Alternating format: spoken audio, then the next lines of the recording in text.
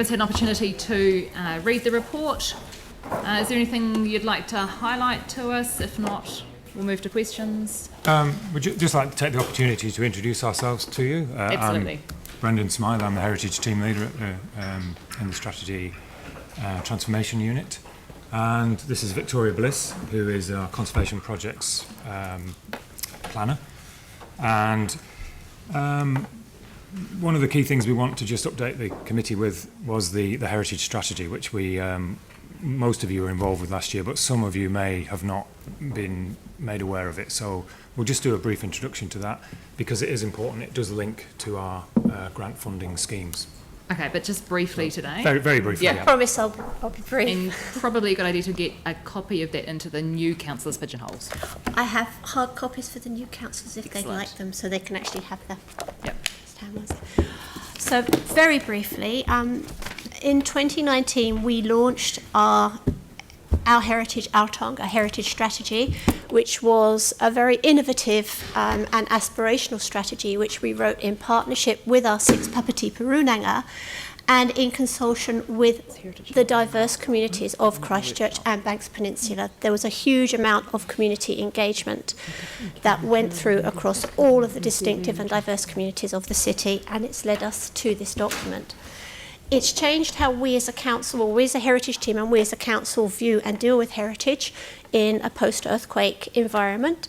It's extended heritage beyond the traditional idea of buildings and places to include memories, stories and events, the things that make heritage part of our culture, the things that our communities told us are really important to their personal identity as well as their local and community identity, to their sense of place and their sense of belonging, and the things that link them together as a community and do contribute to their well-beings and their social cohesion.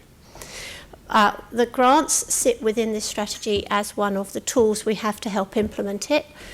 Again, we've been told by the communities that these landmark places and buildings that we do have left after the earthquakes are incredibly important and tangible reminders for them as communities, but also to attract visitors to the area with the benefits that sit around that. The funding is budgeted in the LTP for the Heritage Incentive Grants, and it has been consulted on through that process. Thank you. And today's grant. So today's report is for 9 Bruce Terrace, which is a small timber frame cottage out in Akaroa. And the original intention of the Heritage Incentive Grant Scheme was to support the conservation and maintenance of heritage buildings. Post-earthquake, it's had to deal with an awful lot more in terms of seismic upgrades and repairs. But this is a fairly simple application, very much very consistent with the original intention of the scheme, to assist heritage building owners with what can be more expensive buildings to maintain and to keep in good condition. And this is a classic example that the exterior of the building needs its regular maintenance, and that comes round quite frequently with a timber frame building. So yes, it's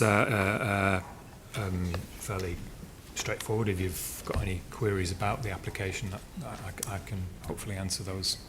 Thank you. Aaron. Happy to move. Thank you. Having just... I've got a mover and a seconder, so Aaron and Andrew. Were there no questions from anyone? Excellent. In that case, any debate?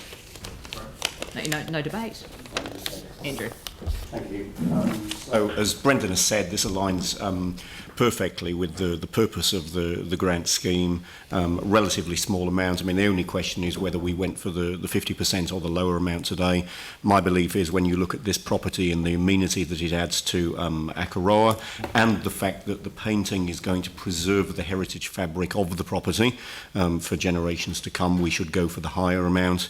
I'm anticipating there'll be a high level of support for this today and encourage councillors to support the staff recommendation. Aaron.